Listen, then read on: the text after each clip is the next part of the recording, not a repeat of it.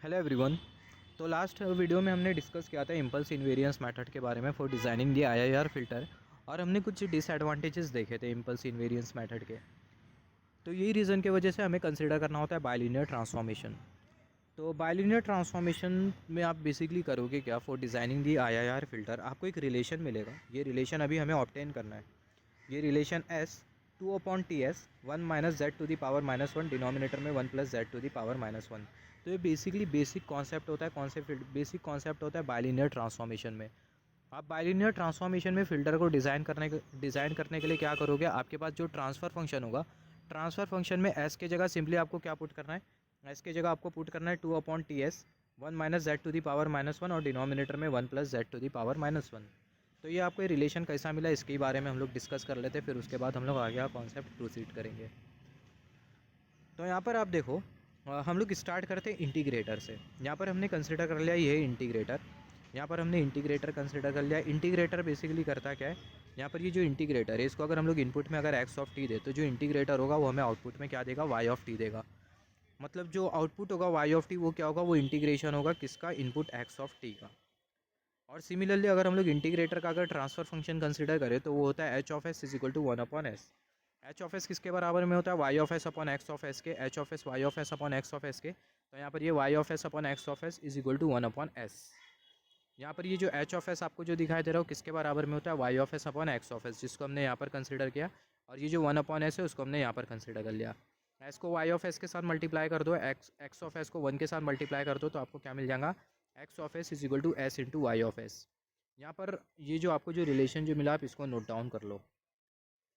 यहाँ पर आप देखो, जैसे कि हमने डिस्कस किया, जो इंटीग्रेटर होता है उसका जो आउटपुट होता है वो क्या होता है, वो इंटीग्रेशन होता है इनपुट का। तो इसको हम लोग फर्दर इस तरीके से लिख सकते हैं, differentiation of Y of T with respect to T is equal to X of T into D T.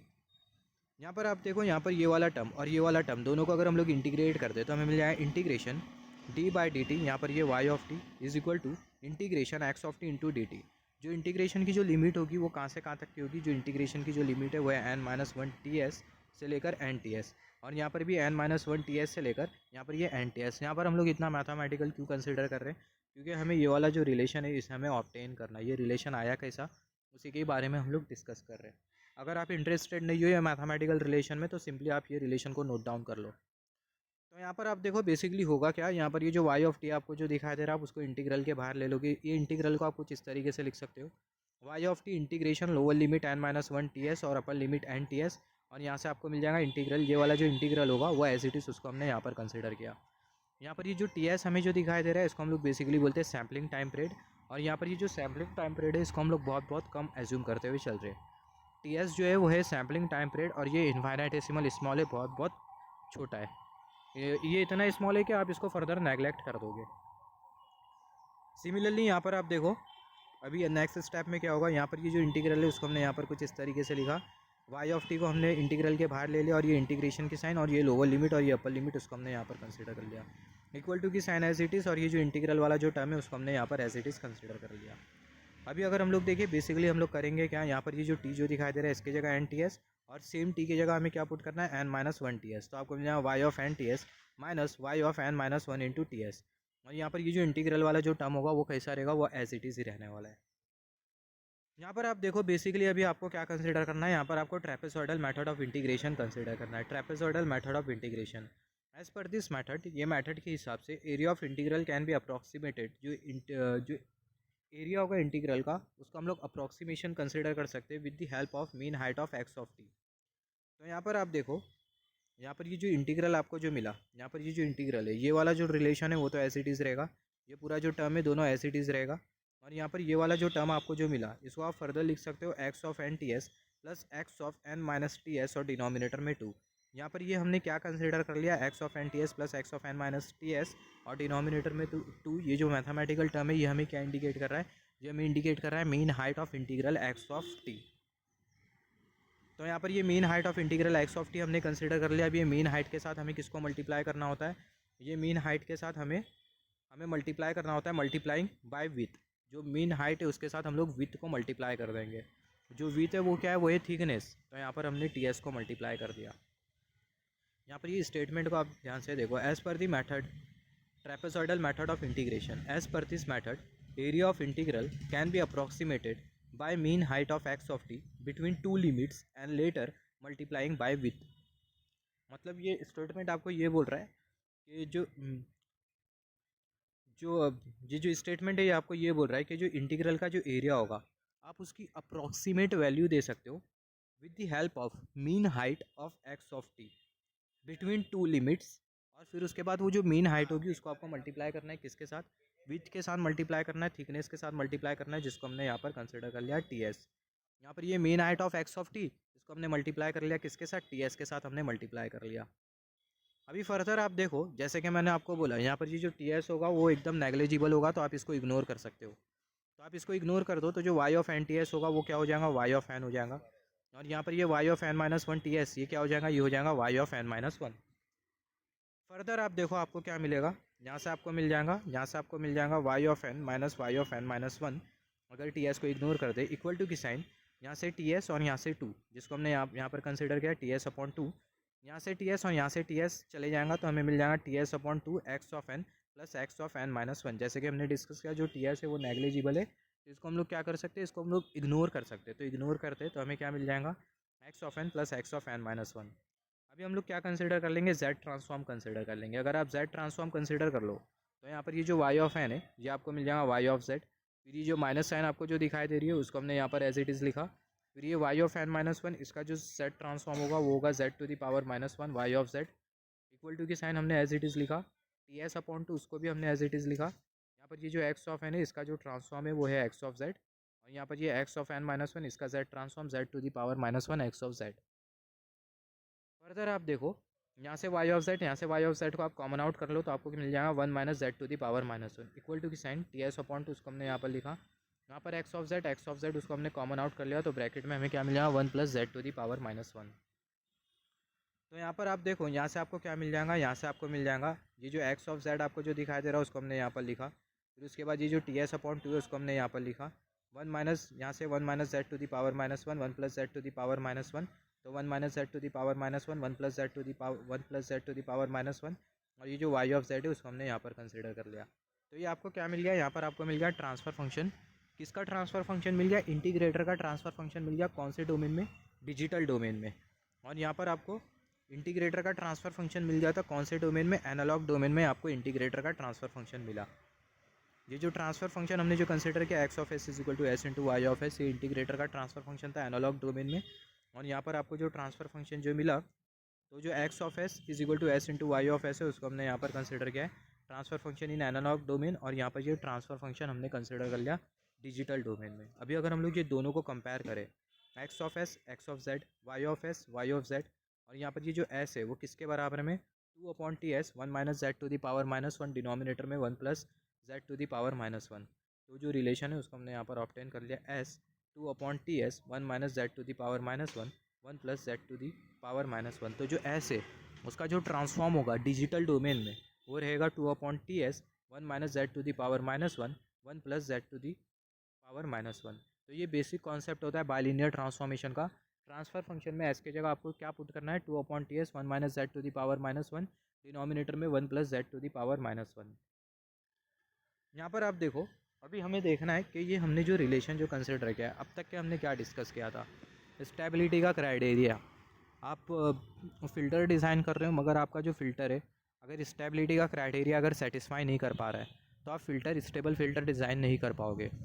तो यहाँ पर अभी अगर हम लोग देखें बेसिकली यहाँ पर हमने जो बेसिक जो कॉन्सेप्ट कंसिडर किया है, ये बेसिक जो हमने जो टर्म जो कंसिडर किया है ट्रांसफॉर्मेशन एस का जो कि होता है two upon T S one minus Z to the power minus one upon one plus Z to the power minus one. ये जो हमने जो ट्रांसफॉर्मेशन जो कंसिडर किया अभी हमें देखना है कि ये स्टेबल है या नहीं, क्योंकि ये ट्रांसफॉर्मेशन का यूज़ करते हुए आगे हम लोग फ़िल्टर डिज़ाइन करने वाले, राइट। तो आप फ़िल्टर डिज़ाइन करोगे तो आपको पहले ये इंश्योर करना होगा कि आपका फ़िल्टर स्टेबल होने वाला है या नहीं। अगर नहीं होने वाला है तो मत डिज़ाइन करना। अगर स्टेबल आप फ़िल्टर अगर आपका स्टेबल होता है तो ये आप फ़िल्टर को डिज़ाइन कर पाओगे, राइट। तो अभी हमें देखना है कि जो ट्रांसफॉर्मेशन है ये स्टेबल है या नहीं है, हमें ये चेक करना है ट्रांसफॉर्मेशन स्टेबल है या नहीं है। तो स्टेबल है या नहीं है कैसा पता चलेगा, स्टेबिलिटी का क्राइटेरिया सिग्मा ज़ीरो पर रेडियस वन होना चाहिए, right. Sigma less than zero पर जो आर की जो वैल्यू है जैसे कि हमने डिस्कस किया ज़ीरो के कंपैरिजन में ज़्यादा होना चाहिए 1 के कंपैरिजन में, कम होना चाहिए। अगर ये कंडीशन फुलफ़िल होती है तो स्टेबिलिटी का जो क्राइटेरिया है वो क्या हो जाएगा, वो सेटिस्फाई हो जाएगा और ये ट्रांसफॉर्मेशन को फर्दर आप यूज़ कर पाओगे। तो यहाँ पर आप देखो बेसिकली होगा क्या, स्टेबिलिटी ऑफ ट्रांसफॉर्मेशन, जो ट्रांसफॉर्मेशन है उसकी स्टेबिलिटी हमें देखना है। तो यहाँ पर आप देखो ये जो ट्रांसफॉर्मेशन है, ये जो ट्रांसफॉर्मेशन है इसको हमने यहाँ पर लिखा, यहाँ पर हमने उसको लिखा, यहाँ पर उसको हमने लिखा। यहाँ पर आप देखो हमें पता है जो एस होता है वो बराबर में होता है sigma plus J omega Laplace transform, जो जेड होता है वो बराबर में होता है R into E to the power ji omega Z transform. तो यहाँ पर अभी आपको बेसिकली करना क्या है, यहाँ पर आप देखो यहाँ पर ये 1 minus Z to the power -1, denominator में 1 plus Z to the power -1, इसको अगर जेड से न्यूमरेटर को जेड से आप मल्टीप्लाई और डिवाइड करो तो आपको क्या मिल जाएगा, आपको मिल जाएगा s is equal to 2/ts 1 minus z और डिनोमिनेटर में 1 प्लस जेड। तो यहाँ पर आप देखो बेसिकली होगा क्या, यहाँ पर ये आपको मिल गया, ये जो एस है, ये जो ट्रांसफॉर्म है उसको हमने फर्दर ऐसा लिखा 1 माइनस जेड और डिनोमिनेटर में 1 प्लस जेड। फिर उसके बाद आप देखो ये जो एस है इसकी जगह आपको क्या पुट करना है, सिग्मा प्लस जी ओमेगा, तो हमने पुट कर दिया sigma plus J omega. 2ts वो भी एज इट इज़ रहेगा, जेड की जगह r into E to the power ji omega, तो यहाँ पर हमें मिल जाएगा न्यूमरेटर में r into E to the power ji omega -1। यहाँ पर डिनोमिनेटर में जेड की जगह r into E to the power ji omega, तो आपको मिल जाएगा r into E to the power ji omega और यहाँ पर ये +1। तो यहाँ पर अभी अगर हम लोग देखें बेसिकली होगा क्या आगे, यहाँ पर ये जो e to the power ji omega आपको जो दिखाई दे रहा है e to the power ji omega, इसके जगह आप पुट कर सकते हो cos omega plus j sine omega, cos omega plus j sine omega. और फर्दर जब आप इसको इवेल्युएट करोगे तो जो सिग्मा की वैल्यू आपको जो मिलेगी वो आपको क्या मिलेगी, सिग्मा की वैल्यू आपको मिलेंगी 2/ts आर स्क्वायर -1, डिनोमिनेटर में r square plus 2r cos omega +1। और जो ओमेगा की जो वैल्यू आपको जो मिलेंगी वो आपको मिलेंगी 2/ts 2r साइन ओमेगा और डिनोमिनेटर में r square plus 2r cos omega +1। यहाँ पर आप देखो यहाँ पर ये जो दोनों जो रिलेशन है वो आपको बताएंगे स्टेबिलिटी के बारे में कि आपका जो ट्रांसफॉर्म है वो स्टेबल रहेगा या फिर नहीं रहेगा। और जब रेडियस की वैल्यू 1 होगी तो आपको ये जो ओमेगा जो आपको जो मिलेगा, जब आर की वैल्यू 1 होगी, आर की वैल्यू 1 होगी इसका मतलब यूनिट सर्कल आपको मिलेगा। जब आर की वैल्यू 1 होगी तो ये जो ओमेगा है इसको हम लोग कुछ इस तरीके से लिख पाएंगे 2/ts tan inverse omega ts/2। ये बहुत इंपॉर्टेंट है, आप इसको नोट डाउन कर लो, ये रिलेशन आगे आपको काम आने वाला है। तो जो रिलेशन है सिग्मा वाला उसको हमने यहाँ पर कंसिडर कर लिया, sigma is equal to 2/ts r square r square -1 r square plus 2r cos omega +1। तो ये रिलेशन हमने यहाँ पर कंसिडर कर लिया। अब ये जो रिलेशन आपको जो दिखाई दे रहा है सिग्मा वाला, यही आपको बताने वाला है स्टेबिलिटी की, स्टेबल आपका ट्रांसफॉर्मेशन स्टेबल रहेगा या नहीं रहेगा। स्टेबल कब रहेगा, जब स्टेबिलिटी का क्राइटेरिया सेटिस्फाई होगा, दोनों क्राइटेरिया सेटिस्फाई होना चाहिए। दोनों क्राइटेरिया कैसे सेटिस्फाई होगी, जब सिग्मा 0 होगा तो आपको R1 मिलना चाहिए, तब जाके जो जे ओमेगा एक्सिस होगी वो यूनिट सर्कल का सरकमफेरेंस रहेंगी। दूसरा क्राइटेरिया कि जब सिग्मा लेज़र होगा 0 के कंपैरिजन में तो जो R होगा 1 के कंपैरिजन में लेज़र होना चाहिए। तो ये दोनों क्राइटेरिया अगर सेटिस्फाई होता है तो आपका जो ट्रांसफॉर्मेशन होगा वो स्टेबिलिटी क्राइटेरिया को फुलफ़िल कर देगा। हैंस ये जो ट्रांसफॉर्मेशन है आप इसको यूज़ कर पाओगे फर्दर और आप IIR फिल्टर को डिज़ाइन कर लोगे।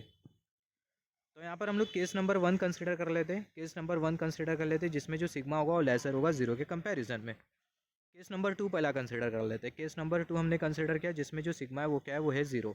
यहाँ पर आप सिग्मा को 0 पुट कर दोगे ना तो आपको जो आर की जो वैल्यू मिलेंगी वो आपको कितनी मिलेंगी, 1 मिलेंगी। सिग्मा को हमने 0 पुट किया ये वाले रिलेशन में, तो जो आर की जो वैल्यू हमें जो मिली वो कितनी मिली, 1 मिली।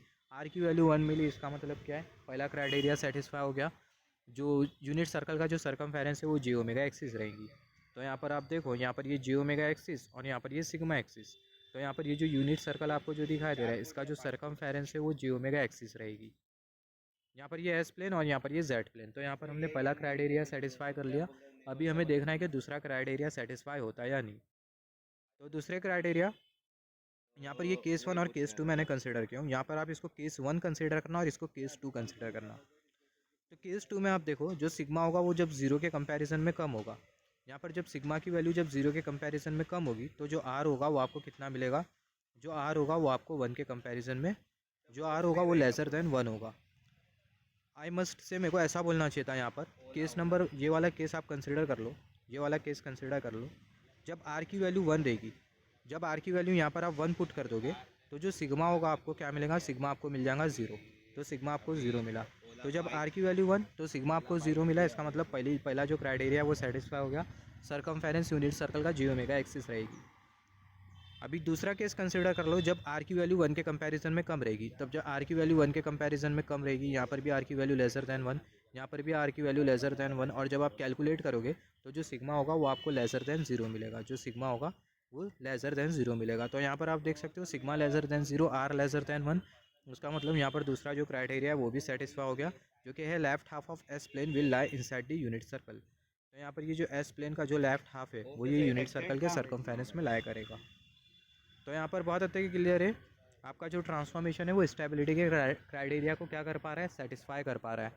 आपका जो ट्रांसफॉर्मेशन है एस वाला, एस का जो ट्रांसफॉर्मेशन है जो कि है 2/ts 1 minus Z to the power -1, denominator में 1 plus Z to the power -1, ये स्टेबिलिटी के क्राइटेरिया को सेटिस्फाई कर लिया। कॉन्ग्रेचुलेशन, आप अपने फ़िल्टर को डिज़ाइन कर सकते हो आगे।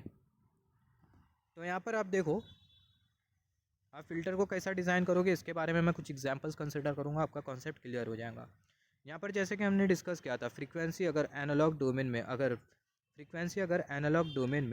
अगर आर की वैल्यू अगर 1 होती है तो जो फ्रीक्वेंसी होती है एनालॉग डोमेन में वो हमें कुछ इस तरीके से मिलती है। जैसे कि हमने डिस्कस किया था यहाँ पर, जैसे कि मैंने आप लोगों को बोला था, जब आर की वैल्यू 1 होगी तो एनालॉग डोमेन में आपको जो फ्रीक्वेंसी जो मिलेंगी ओमेगा वो होगी 2Ts tan inverse omega Ts/2, जिसको हमने यहाँ पर कंसिडर कर लिया, omega is equal to 2Ts tan inverse omega Ts/2। ये फ्रीक्वेंसी आपको मिल गई एनालॉग डोमेन में for the value of radius equal to 1।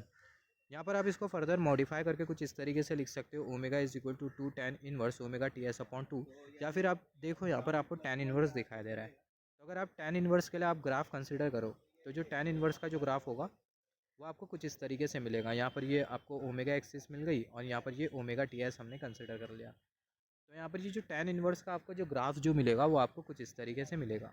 tan inverse का ग्राफ हमें कुछ इस तरीके से मिलता है, इसके बारे में हमने डिस्कस किया था सिग्नल सिस्टम में। तो जो tan इनवर्स का जो ग्राफ है वो आपको कुछ इस तरीके से मिलेगा। यहाँ पर बहुत हद तक क्लियर है कि आपको जो ग्राफ जो मिल रहा है कौन सा ग्राफ है, नॉन लीनियर ग्राफ है। जो ग्राफ है वो कौन सा ग्राफ है, नॉन लीनियर ग्राफ है। तो यहाँ पर ये जो नॉन लीनियरिटी इसे आपको हटाना होगा, क्योंकि जैसे कि हमने डिस्कस किया था आपका जो सिस्टम है वो कौन सा है, LTI सिस्टम है, लीनियर टाइम इनवेरिएंट सिस्टम है। इनिशियली जब हम लोग DSP का इंट्रोडक्शन देख रहे थे तभी हमने डिस्कस किया था कि हमारा जो फ़िल्टर होता है IIR फ़िल्टर, FIR फ़िल्टर, इनमें LTI प्रॉपर्टी होती है, ये LTI सिस्टम होते हैं, लीनियर टाइम इनवेरिएंट सिस्टम होते हैं।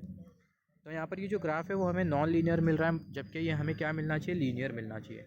तो लीनियर ग्राफ को ऑब्टेन करने के लिए हम लोग बेसिकली क्या करेंगे, यहाँ पर ये जो नॉन लीनियर ग्राफ है इसे हमें लीनियर ग्राफ में कन्वर्ट करना होगा, या फिर हम लोग बोल सकते हैं जो लीनियरिटी इसे हमें रिड्यूस करना होगा।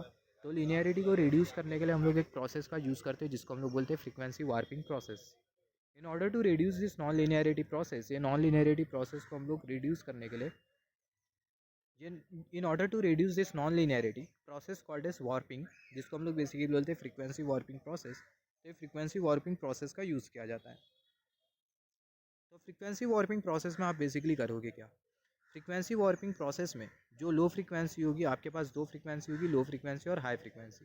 यहाँ पर ये ग्राफ में बेसिकली आपको दो फ्रीक्वेंसी मिलेंगी, लो फ्रीक्वेंसी और हाई फ्रीक्वेंसी। तो फ्रीक्वेंसी वार्पिंग प्रोसेस में आप क्या करोगे, जो लो फ्रीक्वेंसी होगी उसकी जो वैल्यू उसमें एक्सपेंशन कर दोगे, और जो हाई फ्रीक्वेंसी उनकी जो वैल्यू है उसमें आप क्या कर दोगे, कंप्रेशन कर दोगे। तो बेसिकली होगा क्या, जो नॉन लीनियरिटी होगी वो बहुत हद तक के रिड्यूस हो जाएगी और आपको लीनियर ग्राफ मिलेगा। तो इसी को ही हम लोग बेसिकली बोलते हैं फ्रीक्वेंसी वार्पिंग प्रोसेस। जैसे कि हमने डिस्कस किया था इम्पल्स इन्वेरिएंस मेथड में फ़िल्टर को डिज़ाइन करने के लिए हमारे पास कुछ स्टेप्स होते हैं। सिमिलरली बाइलिनियर ट्रांसफॉर्मेशन में भी फ़िल्टर को डिज़ाइन करने के लिए आपके पास कुछ स्टेप्स रहेंगे।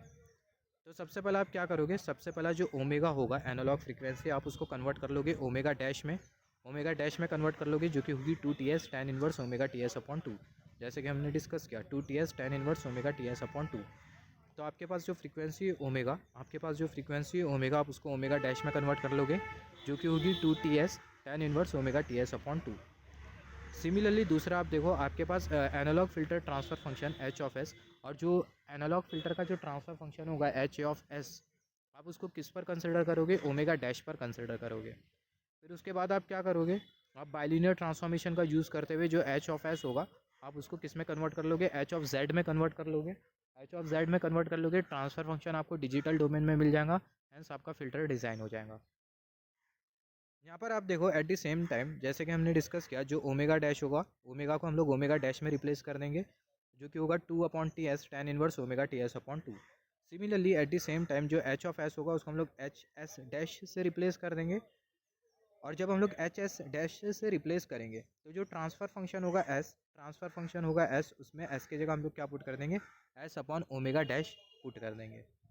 मतलब हमने क्या किया, जो एच एस जो ट्रांसफ़र फंक्शन है उसमें जो एस है उसको हमने किससे रिप्लेस कर दिया, एस अपॉन ओमेगा डैश से रिप्लेस कर दिया। तो हमें जो ट्रांसफ़र फंक्शन जो मिलेगा वो आपको मिलेगा 1/s/ओमेगा डैश प्लस ए। तो हम लोग आगे कुछ एग्जांपल्स कंसिडर करेंगे, आपका कॉन्सेप्ट क्लियर हो जाएगा।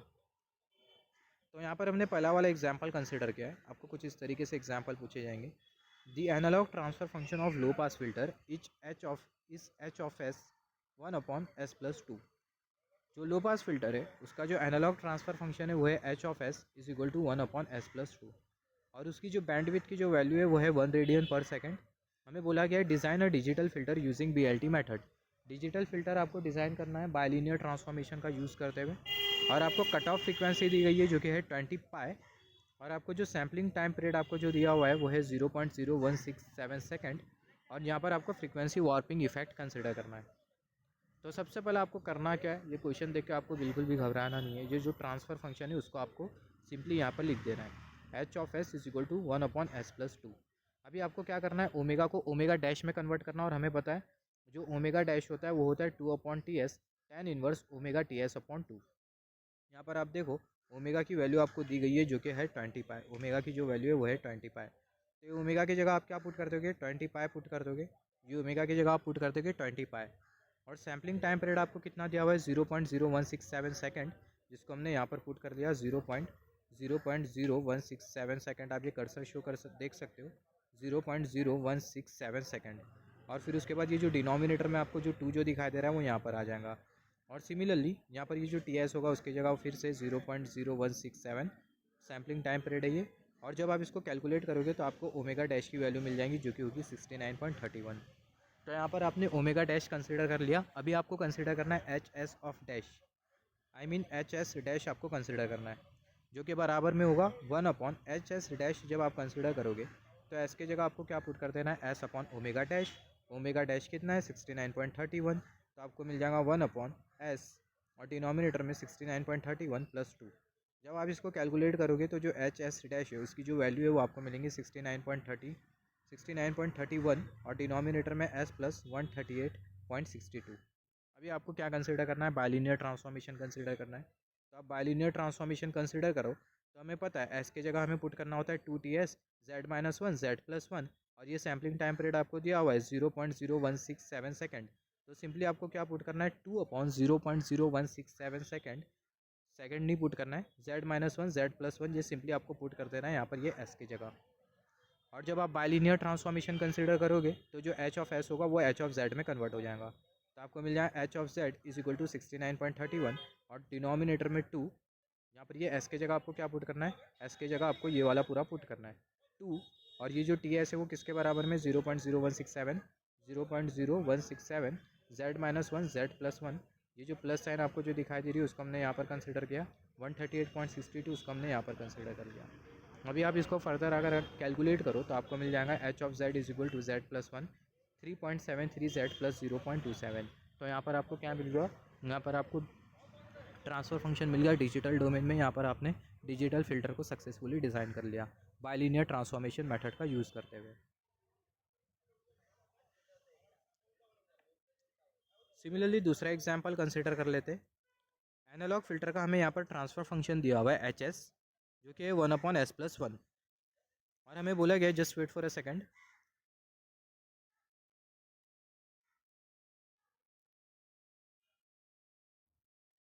हाँ, तो एनालॉग फिल्टर का आपको ट्रांसफ़र फंक्शन दिया हुआ है, ट्रांसफ़र फंक्शन आपको दिया हुआ है जो कि है h s is equal to 1/s+1, और आपको ये बोला गया है ट्रांसफ़र फंक्शन ऑफ डिजिटल। हमें क्या करना है, हमें डिजिटल फिल्टर का ट्रांसफ़र फंक्शन ऑब्टेन करना है बाइलिनियर ट्रांसफॉर्मेशन का यूज़ करते हुए, and find difference equation of digital filter. और जो डिजिटल फिल्टर है उसका डिफरेंस इक्वेशन भी हमें कैलकुलेट करना है, इवेलुएट करना है। तो सबसे पहले आप देखो, हमें पता है जो एस होता है वो बराबर में होता है 2TS z-1 z+1, और यहाँ पर कुछ नहीं दिया हुआ है, इसका मतलब जो सैम्पलिंग टाइम पीरियड है आप इसको कंसिडर कर सकते हो। सैम्पलिंग टाइम पीरियड के बारे में आपको यहाँ पर इन्फॉर्मेशन नहीं दी गई है, तो आप कंसिडर कर सकते हो कि जो TS हो किसके बराबर में, 1 के बराबर में। तो ये टी एस अगर 1 के बराबर में हो जाता है तो आपको मिल जाएगा s is equal to 2 z minus one z plus one. S की जगह क्या पुट करना है 2 times z minus one z plus one, मतलब ये एस की जगह पुट करना है ये वाला पूरा टर्म। तो आपको मिल जाएगा h of z is equal to 1 upon denominator में 2 और यहाँ पर ये just wait for a second, हाँ 2 z minus one z plus one और यहाँ पर ये प्लस वन। फिर आप इसको फर्दर इवेलुएट करो तो आपको क्या मिल जाएगा, आपको मिल जाएगा जेड प्लस वन। यहाँ पर ये जो जेड प्लस वन है न्यूमरेटर में चले जाएगा तो आपको मिल जाएगा जेड प्लस वन और डिनोमिनेटर से यहाँ पर ये 2 इंटू जेड आपको मिल जाएगा 2z। फिर ये माइनस साइन आपको यहाँ पर दिखाई दे रही है, 2 को 1 के साथ मल्टीप्लाई कर दो तो आपको मिल जाएगा 2 प्लस साइन, ये z को आप 1 के साथ कंसिडर कर लो तो आपको मिल जाएगा प्लस z, ये 1 को 1 के साथ मल्टीप्लाई कर दो तो आपको मिल जाएगा प्लस वन। आप इसको फर्दर कैलकुलेट करोगे z प्लस वन और डिनोमिनेटर में 3z माइनस वन। हमें पता है जो ट्रांसफ़र फंक्शन होता है वो क्या होता है, वो होता है H of z is equal to y of z upon x of z. तो यहाँ पर आप देखो जो Y of z upon x of z आपको जो मिल रहा है वो आपको क्या मिला, y of z upon x of z आपको जो मिल रहा है वो आपको मिल रहा है जेड प्लस, यहाँ पर ये जो एच ऑफ जेड है वो किसके बराबर में, y of z upon x of z. तो एच ऑफ जेड की जगह सिंपली पुट कर दो y of z upon x of z. तो y of z upon x of z ये किसके बराबर में, इसके बराबर में। तो उसको हमने यहाँ पर कंसिडर कर लिया जेड प्लस वन और डिनोमिनेटर में 3z माइनस वन। अभी हम लोग क्या करेंगे, जो न्यूमरेटर और जो डिनोमिनेटर है उसको हम लोग किससे डिवाइड करेंगे, z से डिवाइड करेंगे। तो अगर आप z से डिवाइड कर दो न्यूमरेटर और डिनोमिनेटर को तो आपको मिल जाएगा Y of z upon x of z is equal to 1 plus Z to the power minus one और डिनोमिनेटर में 3 minus Z to the power minus one. यहाँ पर ये 3 minus Z to the power minus one इसको y z के साथ multiply करना है, एक्स जेड के साथ आपको 1 plus Z to the power minus one को मल्टीप्लाई करना है। अगर आप मल्टीप्लाई करो तो आपको क्या मिल जाएगा 3 minus Z to the power minus one को आपको वाई जेड के साथ मल्टीप्लाई करना है तो 3 इंटू वाई जेड आपको मिल जाएगा 3 वाई जेड। ये जो माइनस साइन है उसको हमने यहाँ पर कंसिडर कर लिया, z to the power minus one y z आपको मिल जाएगा y z into z to the power minus one equal to की साइन, ये जो एक्स जेड है इसको 1 के साथ मल्टीप्लाई करना है तो एक्स जेड। फिर ये जो प्लस साइन है उसको हमने यहाँ पर कंसिडर कर लिया, एक्स जेड को z to the power minus one के साथ मल्टीप्लाई करना है तो x z into z to the power minus one. अभी हम लोग क्या करेंगे, इसका हम लोग इन्वर्स जेड ट्रांसफॉर्म कंसिडर कर लेंगे। इसका आप अगर इन्वर्स जेड ट्रांसफॉर्म कंसिडर कर लो तो यहाँ पर ये जो 3y जेड है किस में कन्वर्ट हो जाएगा, 3y ऑफ एन में कन्वर्ट हो जाएगा। ये जो माइनस साइन हमें जो दिखाई दे रही है उसको हमने यहाँ पर कंसिडर कर लिया, y z into z to the power minus one ये कन्वर्ट हो जाएगा y of N minus one में। ये जो इक्वल टू की जो साइन है उसको हमने यहाँ पर कंसिडर कर लिया, एक्स जेड कन्वर्ट हो जाएगा x ऑफ एन में। ये प्लस साइन हमने यहाँ पर कंसिडर कर लिया, x z z to the power minus one ये कन्वर्ट हो जाएगा x of N minus one में। यहाँ पर आप देखो फर्दर इसको हम लोग अरेंज करके लिख सकते हैं। यहाँ पर जो वाई एन जो दिखाई दे रहा है उसको हमने यहाँ पर कंसिडर कर लिया, इक्वल टू की साइन हमने यहाँ पर कंसिडर कर लिया, यहाँ पर ये 1/3 y of N minus one plus sign यहाँ पर ये Y of N minus one और ये 3 तो हमें मिल जाएगा 1/3 y of N minus one plus sign इसके साथ 1/3 को मल्टीप्लाई कर दो तो 1/3 x of N plus 1/3 x of N minus one. तो यहाँ पर ये हमें क्या मिल गया, ये हमें डिफरेंस इक्वेशन मिल गया किसका, डिजिटल फिल्टर का। डिफरेंस इक्वेशन हमें मिल गया डिजिटल फिल्टर का, जिसका जो ट्रांसफ़र फंक्शन था वो था 1/s+1 एनालॉग डोमेन में। सिमिलरली नेक्स्ट एग्जांपल कंसिडर कर लेते हैं। तीसरा वाला यहाँ पर हमने एग्जांपल कंसिडर किया है, तो यहाँ पर ये वाला जो एग्जांपल है आपको ये बोल रहा है, just wait for a second, ये वाला एग्जांपल आपको ये बोल रहा है transfer function of analogue filter. Analogue filter का ट्रांसफ़र फंक्शन आपको दिया हुआ है जो कि s प्लस 0.1 और डिनोमिनेटर में s plus 0.1 whole square plus 16। Obtain the transfer function of digital filter using bilinear transformation. Bilinear transformation का यूज़ करते हुए जो डिजिटल फिल्टर है उसका ट्रांसफ़र फंक्शन ऑब्टेन करना है। और यहाँ पर हमें रेजोनेंट फ्रीक्वेंसी दी गई है ओमेगा आर जो कि है π/2। तो आपको क्वेश्चन देख के घबराना नहीं है, अगर आपको ऐसा क्वेश्चन आता है तो आप जो गिवन जो डेटा आप उसको नोट डाउन कर लो, फिर उसके बाद जो कैलकुलेशन का जो फंडा है मैं आपको स्टेप बाय स्टेप बताते जाता हूँ। तो सबसे पहले जो ट्रांसफ़र फंक्शन है उसको हमने यहाँ पर लिखा, यहाँ पर ये जो 16 है इसको हम लोग कंसिडर कर सकते हैं 4 स्क्वायर। अगर आपको क्वेश्चन आता है तो आप कुछ इस तरीके से सॉल्व करोगे, s प्लस 0.1 और ये जो ट्रांसफ़र फंक्शन है उसको हमने यहाँ पर लिखा, और जो 16 है इसका हमें क्या मिल जाएगा 4 स्क्वायर मिल जाएगा। 16 को हम लोग कंसिडर कर सकते हैं 4 स्क्वायर। यहाँ पर ये जो डिनोमिनेटर है इसको 0 के साथ इक्वेट कर दे तो हमें क्या मिल जाएगा s प्लस 0.1 होल स्क्वायर, और ये जो प्लस 4 होगा वो इक्वल टू के राइट हैंड साइड में आ जाएगा तो मिल जाएगा -4 होल स्क्वायर।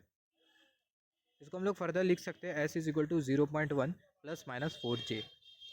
आपको पता होगा s is equal to sigma plus j omega Laplace transform. तो जो ओमेगा की जो वैल्यू आपको जो दिखाई दे रही है वो कितनी दिखाई दे रही है, 4 दिखाई दे रही है। s is equal to sigma plus यहाँ पर ये j और यहाँ पर ये ओमेगा जो कि है 4। तो जो ओमेगा की जो वैल्यू है वो आपको कितनी दिखाई दे रही है, 4 रेडियन पर सेकेंड दिखाई दे रही है। तो ये जो ओमेगा की जो वैल्यू है वो आपको फर्दर पुट करनी होगी।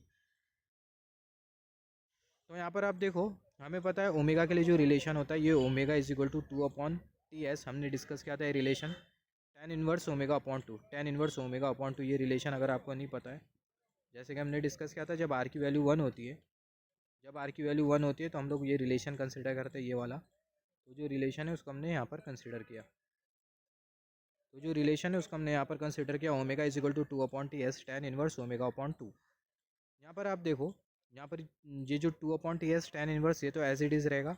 यहाँ पर ये ओमेगा की वैल्यू आपको कितनी दी गई है, यहाँ पर ये जो ओमेगा आपको जो पूछ रहा है वो ये रेजोनेंट फ्रीक्वेंसी है ओमेगा अपॉन 2, आई मीन π/2। तो यहाँ पर ये जो ओमेगा आपको जो दिखाई दे रहा है, यहाँ पर ये जो ओमेगा आपको जो दिखाई दे रहा है, ये ओमेगा की जगह आ जाएगा π/2। और यहाँ पर ये जो ओमेगा जो दिखाई दे रहा है इसकी जगह आपको फर्दर पुट करना है 4 रेडियन पर सेकेंड।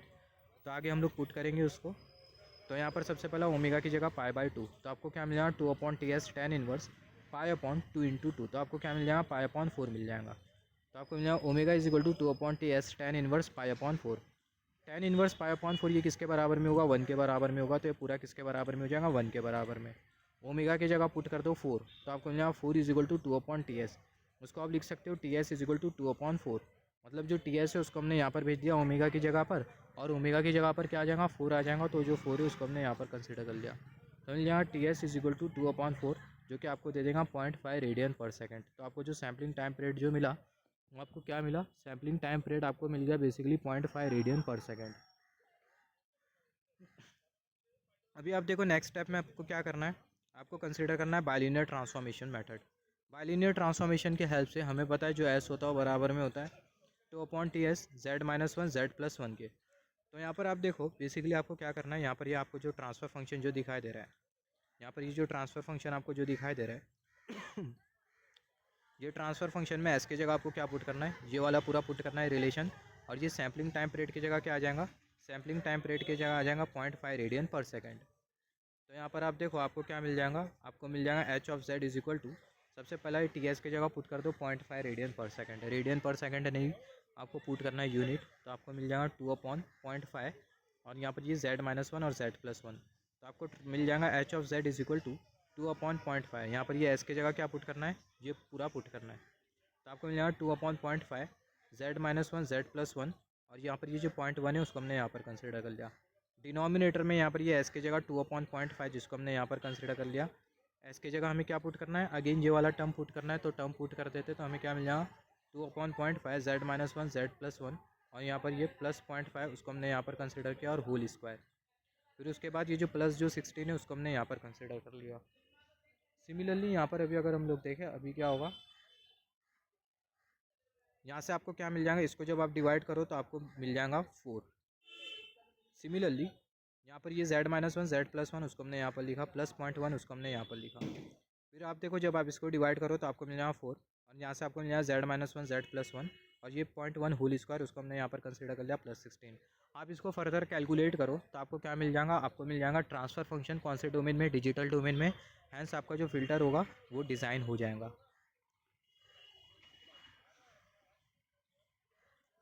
सिमिलरली फोर्थ वाला एग्जाम्पल कंसिडर कर लेते हैं। फोर्थ वाला एग्जाम्पल यहाँ पर आप देखो, design a single pole low pass filter. Design a single pole low pass filter मतलब आपको फ़िल्टर डिज़ाइन करना है, इसका मतलब अल्टीमेटली जो फ़िल्टर है उसका ट्रांसफ़र फंक्शन आपको ऑब्टेन करके देना है डिजिटल डोमेन में। आपने एनी हाउ ट्रांसफ़र फंक्शन को ला के दे दिया डिजिटल डोमेन में, बस आपका फ़िल्टर डिज़ाइन हो गया। तो यहाँ पर ये क्वेश्चन आपको ये बोल रहा है design a single pole low pass filter, और यहाँ पर ये with 3 dB bandwidth of 0.25, the transfer function of analogue filter is omega c, और डिनोमिनेटर में s+ω_c। तो ये क्वेश्चन आपको ये बोल रहा है कि आपको क्या करना है, आपको single pole low pass filter को डिज़ाइन करना है, और उसकी जो फ्रिक्वेंसी है यहाँ पर आपको दी गई है 3 dB, और यहाँ पर ये जो 0.25 आपको जो दिया हुआ है 0.2 ये बेसिकली डिजिटल फ्रिक्वेंसी है, डिजिटल फ्रिक्वेंसी है। तो जो ओमेगा सी है वो कितना है, वो है 0.2 ओमेगा सी आपको जो मिलेगा वो आपको क्या मिलेगा 0.2 मिलेगा। और यहाँ पर आप देखो, यहाँ पर आपको ट्रांसफ़र फंक्शन दिया हुआ है एनालॉग फ़िल्टर का, और जैसे कि मैंने बोला ये एनालॉग फ़िल्टर की जो एनालॉग फ्रिक्वेंसी है वो आपको कितनी दी गई है, 3 dB बैंडविड्थ दी गई है। एनालॉग फ़िल्टर की जो एनालॉग फ्रिक्वेंसी है वो आपको कितनी दी गई है, 3 dB बैंडविड्थ दी गई है। Just wait for a second. Analogue filter की जो एनालॉग फ्रिक्वेंसी है वो आपको दी गई है 3 dB बैंडविड्थ। तो यहाँ पर आप देखो, ये जो ओमेगा सी आपको जो दिखाई दे रहा है वो एनालॉग फ्रिक्वेंसी है, और यहाँ पर आपको जो 0.2 पाई आपको जो दिखाई दे रहा है वो digital frequency, omega c is equal to 0.2 pi. तो सबसे पहले आप किसको कैलकुलेट करोगे, एनालॉग फ्रिक्वेंसी को कैलकुलेट करोगे।